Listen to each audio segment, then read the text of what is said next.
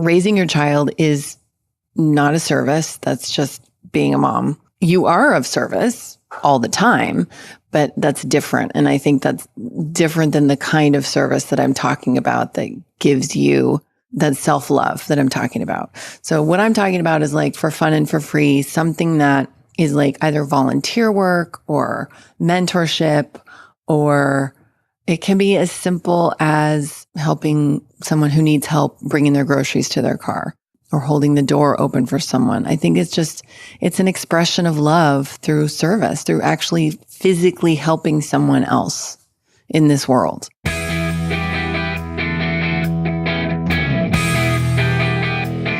You're listening to the MILF Podcast. This is the show where we talk about motherhood and sexuality with amazing women with fascinating stories to share on the joys of being a MILF. Now here's your host, the MILFiest MILF I know, Jennifer Tracy. Hey guys. Welcome back to the show. This is Jennifer Tracy. I'm your host. MILF Podcast is a show where we talk about motherhood, sexuality. I'm nervous. I'm nervous because I'm doing something different today. I am recording this episode solo. This is just me coming to you on New Year's Eve 2018 because I wanted to talk to you, just me, and I'm really uncomfortable. So fun and frightening, but I'm doing it anyway because I really believe in that, doing the stuff that scares you, because there's always so much to be learned from that. I'm not talking about like stupid shit, like, bungee jumping, or not that I enjoy bungee jumping, but like that's not what I'm talking about. So this is the show where we talk about motherhood, sexuality. What was the other thing I always say? Entrepreneurship. There it is. And balancing everything and anything in between. So happy New Year, you guys. And I'm just so grateful to be doing this podcast. I have gotten so many gifts from it. The biggest gift is learning and in hearing from you guys how deeply the show is resonating with you. I've had strangers direct message me, email me, ping me. It means so much because I believe in story, and I believe that the power of story is healing. And when we tell our own stories and share our stories with other women, there's just nothing more healing than that. It's as if we're all around a fire and just sharing it all. And it's just something that has been very healing for me as well. Within that, I've had some requests for more of my voice, just more of me, more of my story, which, as you can tell, is making me very uncomfortable. It shouldn't, because I'm clearly a very chatty person and I'm very open, but it's interesting to have this exercise of it just being me for however long I'm going to talk. So here we go. I kind of picked a theme, and I did some writing and some brainstorming for the last 5 or 6 days leading up to this recording. And I told myself, because I have to get this into my editor in time to get it launched properly for New Year's Eve. And so I told myself, just do it now. This will be just a practice one. So you could throw it away. So this is very Mel. Hey, Mel. This very well may be the one that you guys hear. I kind of hope it is, because I love all these flubs and like me just tripping over myself because it's real. Or this may never be heard by anyone also, which is fine. I want to talk about love. That's kind of my topic for the evening. It's evening as I'm recording this, and I'm inside with my inside fireplace going, and the tree's lit and the dogs are sleeping, and it's really sweet, and I'm alone in the house, and which I love. I love being alone in my home. My son is at his dad's house. I went over to visit them today, went to the farmer's market with Jules, and she showed me where all the great stuff is. I never go over there. And now I'm like, why don't I come here all the time? And then, it's still weird for me to call him my ex-husband. I still call him my husband. My first husband lives right around the corner from there. And my son had said, can you come over? I said, actually, yes, I can walk there now. So I walked up, we had fresh raspberries, fresh carrots, and it was just so lovely. And I feel so deeply grateful that I have the relationship that I have with my ex-husband, my first husband, and that we can co-parent the way that we do so harmoniously. I mean, there are moments, very brief, very few and far between now, but our divorce was finalized this year. And, I love him. I love him. He's a great person. It just, the marriage part wasn't working for a long time. But I just feel so grateful that we can have that, because I do know people and I hear stories about they don't even speak to each other. They can't hang out with their child. It's actually, right now it's the 23rd as I'm recording this. So tomorrow's Christmas Eve. He's coming over here with our son and he's going to spend the night so we can all wake up and have Christmas morning together. And then we're all going to drive up to my parents' house for Christmas dinner. So yeah, I'm super grateful that we can lean into that love and that we both work a program. We can get past any resentments or ill will and bring love to the table and have that for our kid. I'm super grateful. And not to make it sound like, oh my God, I'm so grateful that we're just so loving. Cause it's not been easy, and not to suggest that that's everyone's path. It's not. I'm just grateful that it's mine. And I'm also really grateful to be a single woman again and be experiencing that. Love is my topic, which I know is a really broad topic. 2018's been a hell of a year for me. So at the beginning of the year, I had been separated for 1 year. So that was kind of and then we were in mediation at that time in January. So that was all happening. The divorce was in full swing. I met someone and I fell in love with someone and I got my heart broken and I was devastated. I was just devastated. That part's been a real learning for me, just kind of after having been married for 12 years and together with my husband for 14. This was like, oh, wait, what? Oh, and the way that I interact with people that I fall in love with, whether it's platonic friendships or, lovers, is that I just go all in. So I have addiction issues, clearly, even though I'm 20 years away from my last drink. Thank you, God. But I definitely have some codependent stuff and some Al-Anon stuff, which I'm not really supposed to mention that programs by name, but it's definitely there. But I also have worked through many things to where I do think I have pretty healthy boundaries in a lot of areas. I'm sure there's still work to be done. I tend to really love big or go home. I don't just kind of half-ass my relationships with people that I'm really close with. And I like it that way. And so when this happened, it was just really wonderful. And I don't regret a moment of it. And without going into too much detail, it's just one of those things where it just didn't work out. What was amazing was I learned that, I have that capacity still within me to fall in love with a man. And I say it that way because I identify as heterosexual. That could change. I don't know. I'm open. But it was wonderful to feel that again, even though I had the devastation of that loss. And I had it many times because we got back together and broke up. I lost count, and my close girlfriends lost count. I mean, I could hear them rolling their eyes and slapping their foreheads on the other end of the phone. Lovingly, very supportive. So that happened. I started this podcast in 2018, which was an amazing journey, has been an amazing journey, is still an amazing journey. And I've learned a lot since I started it in June. Then this fall, my best friend of 20 years, who's my person. I mean, I have a couple of people, so I'm very fortunate in that way because, like I said, I have the people that I get really close with. I love them with all of my being. I have more than one best friend, but she killed herself and had been struggling with mental illness for many, many years, but had treatment. She was brilliant, just brilliant, brilliant woman.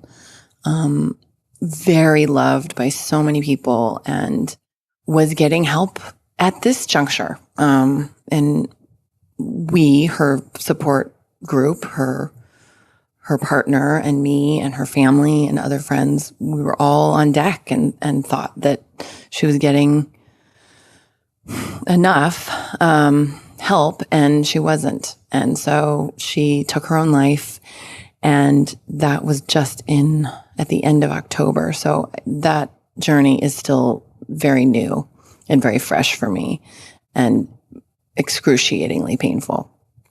I've never lost someone this close to me in this way. I don't think I've ever lost someone this close to me. You know what I mean? Like, my grandma died a couple years ago. It's a different deal. She was 94. Like, this was a 44-year-old woman in good health, who chose to end her life. I don't know if any of you have experienced that, being a survivor of, suicide, survivor of someone who died by suicide. But it is extremely complex. The levels of grief and the different layers of grief and anxiety and bargaining, all the stages and denial and just tremendous guilt. It's a bitch. It's really a bitch. And within that, I have found tremendous strength and comfort in the friends that were in her life, her other girlfriends who were very close to her as well. We have reconnected and shared in this. And that's been incredibly healing and just profoundly beautiful, because each of us are a reflection of her. And so we kind of get to, we all say, God, I want to call her, but I'll call you instead. And I know you're not her, and I know I'm not her, but I'm here for you. And, and there's so much love in that. And it's like carrying her love onward in that. The other day, I got this direct message from a woman that had seen me in the manicure place and recognized me from Instagram and from the podcast. She listens to the podcast. And she was just this beautiful woman. I had noticed her in the salon, and she was there with her girlfriend, and she was pregnant and just absolutely radiant and very stylish. She had this cool hat on. And then I went about my day and didn't think about her. And then I got this message from her saying, this sounds crazy, but I saw you at the nail place, and I wanted to come over, but I didn't want to bother you. I love your podcast. I love what you're doing. And it was so amazing and so meaningful. And I was reading this as I was alone in my backyard that night, burning a fire, because that's my new ritual. And I just burst into tears, because all I wanted to do was call Kim. All I wanted to do was call her and say, oh my God, look, this is happening. Because when I started doing this podcast, she said, this is so amazing what you're doing. This is so big. I just know this is going to lead to other things for you. And this feels just like right. And, and then when I started producing the episodes, she was listening, and she was like, I just love this. And I want to be a mom just so I can be on your show. But so in front of the fire, I just wept and wept and wept. And that's obviously not the first time that's happened, but it's now been over a month. And so actually it's been coming up on 2 months. And so it's really settling in that this is real, and that she's not just on vacation or, hasn't called me back in a while. This is someone I spoke to every day. So yeah. So there's just this deep pain, and then it washed over me. Okay, I'm having this deep pain because I had this deep love with this person. Sometimes you can't have one without the other, So yeah, I think that's why my theme sort of evolved this week, as I thought about what am I going to talk about on New Year's Eve, is just love. And like, how do you love, and how do you put that out there, in every part of your life, and what do you hold back, and why? And, there's no wrong answer. There's no there's no best way to love, I guess. But, and I've also learned in my 43 years that not everybody's going to love the way that I love, and that's okay.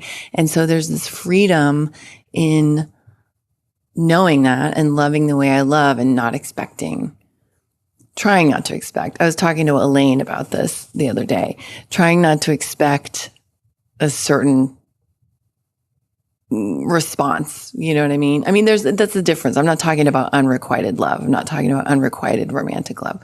I'm talking about just how do you give of yourself? And is that you just give of yourself freely because it brings you joy, you know, but also you can't expect someone to be nice. I guess is what I'm getting at, you know, so Elaine and I got into this sort of heated conversation. It was really great about, what is define an expectation, you know, define what that means. And we didn't get very far because I think she had her kids and I had to pick up mine or whatever. But to be continued, I may have her back on the show and we can talk about that because she has a lot of wonderful insight about it. I don't even know if this is interesting, you guys. I really don't. Oh, here's something I wrote. So I wrote all these notes. I mean, it looked like a crazy person. And as I was writing these notes over the last couple of days, I thought, God, if someone came in and found this notebook with all these scribbles for this particular episode that I'm trying to manifest and curate, would they just think, oh my God, it's like this girl is like beautiful mind crazy? Because it kind of looks like that, but it's not math. It's like all these words like layers, trust, jealousy, pain. What does this say? I can't read my own. I have the worst handwriting. I could have been a doctor. Not really, but I write like that. Oh, divorce, boyfriend, broken heart. Wouldn't change how I did things except trying to be more present. Oh, that's interesting. Yeah, I do find myself like, I don't know if that's a part of being an addict, of like avoiding feelings, or if that's just human. But I found myself right after Kim died, like I just would go and spend money.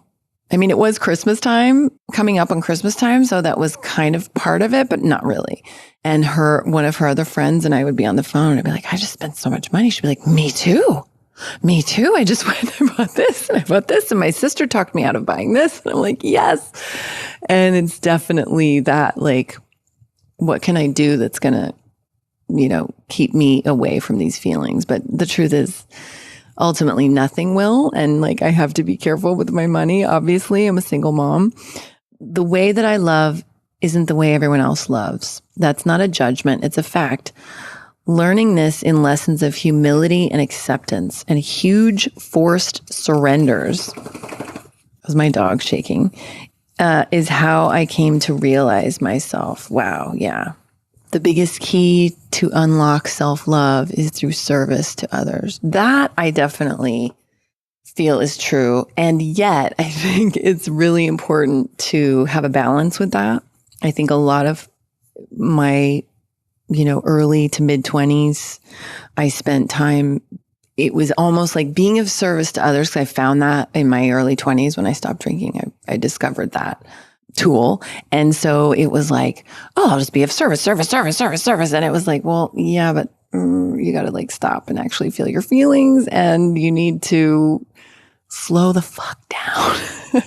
So I think there's a balance in that. And I know in therapy, that's really helped me over the last, 6 years I've been in therapy. That's crazy. Back in therapy. I mean, I've kind of always been in therapy. But having a balance of, you know, yes, you can be of service. And I guess I should define service. So raising your child is not a service. That's just being a mom. You are of service all the time, but that's different. And I think that's different than the kind of service that I'm talking about that gives you that self-love that I'm talking about. So what I'm talking about is like for fun and for free, something that is like either volunteer work or mentorship, or it can be as simple as helping someone who needs help bringing their groceries to their car or holding the door open for someone. I think it's an expression of love through service, through actually physically helping someone else in this world. And there are so many ways to do that. And I think it's easy to lose sight of that in this time, in this culture of, I need to earn more so that I can have more, so that I can be better, so that I can look better, so that I can, and those things aren't all bad, but I think all by themselves, they can become toxic because it's empty at the end of the day. And someone said to me recently, we were talking about, but she said, you can't take a U-Haul behind the hearse. And it's so true. Like you can't take all this with you, and all the material things that we want to accumulate, or the money that we want to accumulate, the cash and prizes. At the end of the day, it's really like, and that's too what my friend's death pointed up to me, is like, when she died, the love that she had created in her relationships is what poured forth. The phone calls, the emails, people wanting to do something, people wanting to talk about her, people wanting to know what happened, people in devastating shock because they loved her. They loved who she was. They loved what she gave them in their hearts. And that was essentially what we really celebrated at her memorial earlier this month, was just how deeply she loved and how deeply she felt joy, and how absolutely alive she was, which is, it sounds insane because I'm talking about someone who took her own life, but she suffered from something called bipolar 2 disorder. And, that's the thing with that particular disorder and others like it, is that there's just this deep capacity for all, right? So you can have this deep capacity for expansive capacity for joy and, just ultimate pleasure and ultimate connection. And then the converse of that is just this emptiness, just complete emptiness, and depression and or anxiety or mania, loss of self.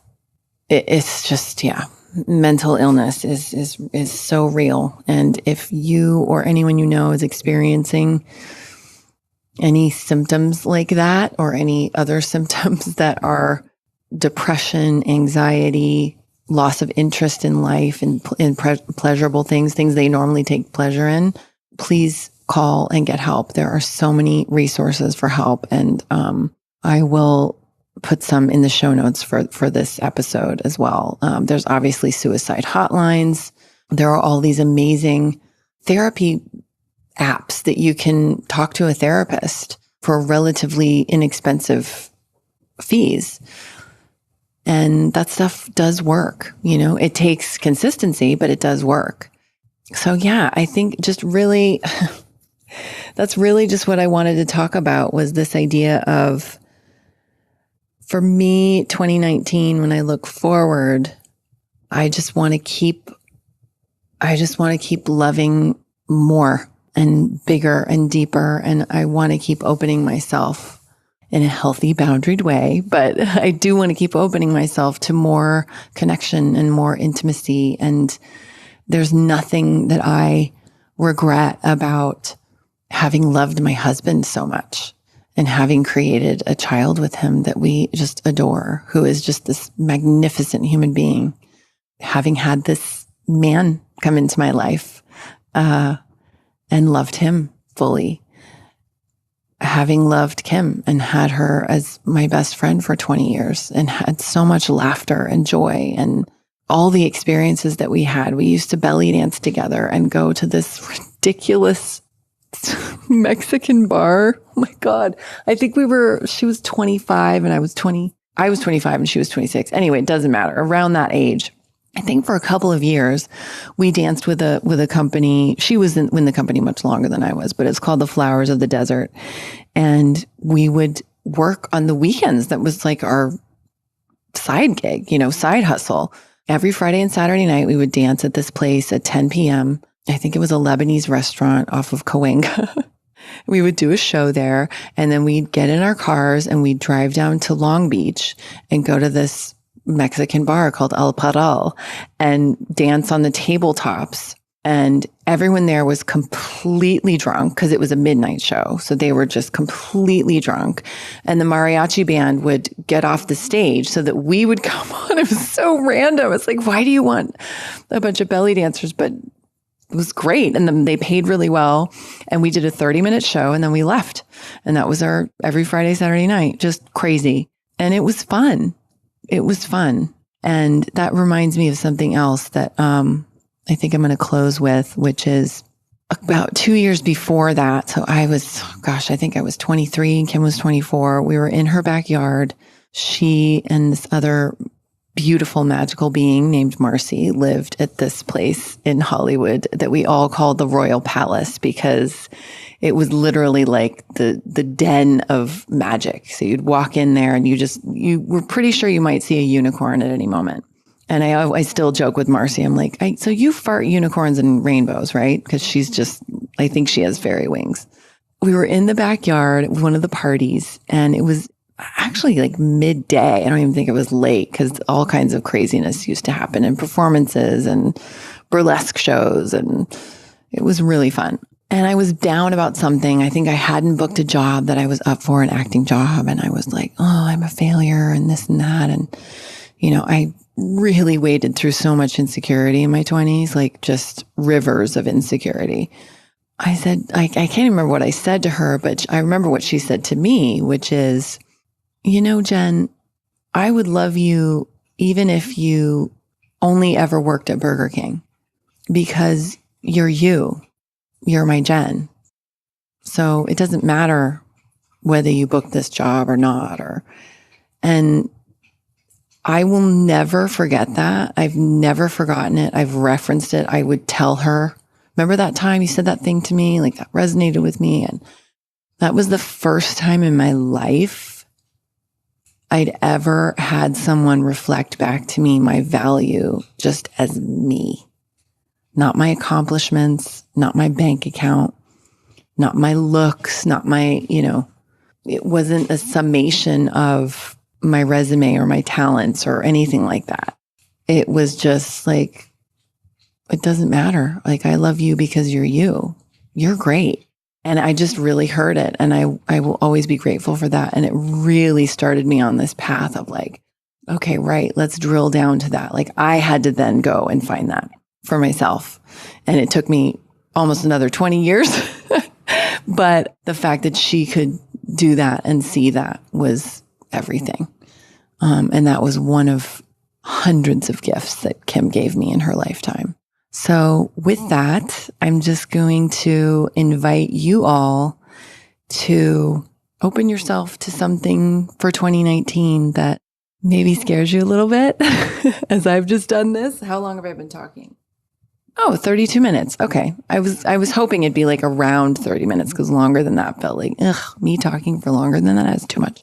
Yeah, maybe try something that scares you in 2019. Try something different and maybe open yourself to loving bigger, loving more deeply, whatever that means.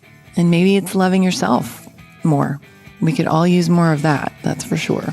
I love you guys. Thank you so much for listening and Happy New Year.